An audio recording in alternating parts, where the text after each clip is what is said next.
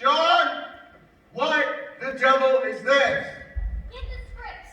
All of them. We need the scripts, every last one of them. Whatever for. We're disposing of them immediately. Get the recordings too. As far as we're concerned, the last hour did not happen. John, this is lunatic. Orson, the police are here. The police?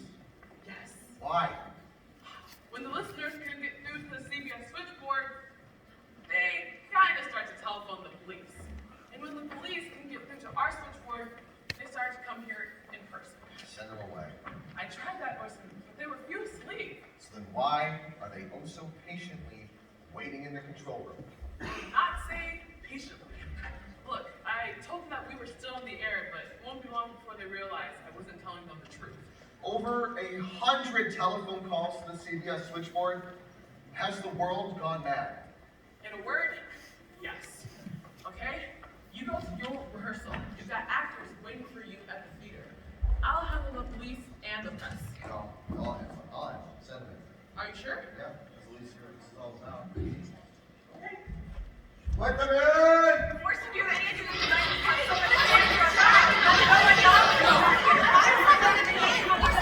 Gentlemen, ladies, I can spare you but a few minutes of my time at present as I'm late for another rehearsal. Another present what? Time! Please. Is any possibility in holding these proceedings to a civil manner? First things first, officer, have you come to arrest me? Am I to be dragged off in handcuffs?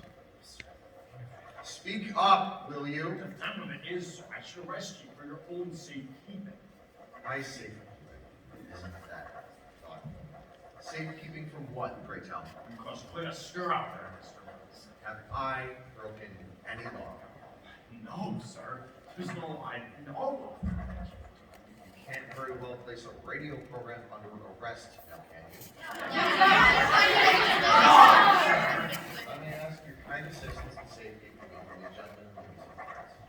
Let's hear what they have to say for themselves first, shall we?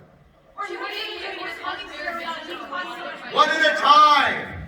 Please. How many deaths have you heard of? Deaths, plural, as if one death wouldn't be enough. Have there been deaths? There have been rumors of a number of deaths before. The deaths of whom? For listeners, the audience, a lot of them believed your damn thing was real and it set them off running into the streets for their lives. Some of them perished. How so? I'm seeing it 50 ugly sometimes. There were no Martians, and there was no attack. Are you speaking from fact? Do you have any actual evidence beyond rumor that harm has come to anyone at all? What do you know about the fatal stampede in New Jersey? And the traffic deaths? And the suicides? Suicides? How on earth, in 1 hour's time, could such sordid events have been reported as fact? Did any of you listen to the broadcast this evening? Not only was it stated as a work of fiction at least 3 times over the course of the past hour, but how could anyone possibly believe the content of the program could play out in real time? Come now. Certainly your intention was for the show to instill terror in listeners throughout the nation, was it not? No, of course not. You did Dracula. One doesn't believe in the radio. You have no idea how many people are listening or what they're thinking. I had every hope that the people would be as excited as they would be at a melodrama, and you don't play down the melodramatic effects of a melodrama. But Mr. Wells, why did you use the name of local towns in your broadcast? H.G. Wells is the names of English towns addressing an English audience. I was addressing an American audience, so the transplantation is really quite logical. He doesn't use an affected towns. So why go over his mill? That was, to my understanding, completely random decision by the director of tonight's play, Mr. Howard Koch. Do you think, Mr. Wells, that you may take an unfair advantage of the public by using the convenience of authentic news? I don't believe that I have, since it's used by many radio programs. Of course, we're terribly shocked by the effect it's had, but I do not believe that the Methodist original would be or the Mercury Theater's presentation. Do you believe there to be law against the events of this evening? I don't know what the legislation would be. Radio is new, and we've learned a terrible lesson. Do you think this would cause the curbing of radio bulletins on the air today? I simply can't imagine. It seems to me that the results of this may cause much legislation. I simply don't know.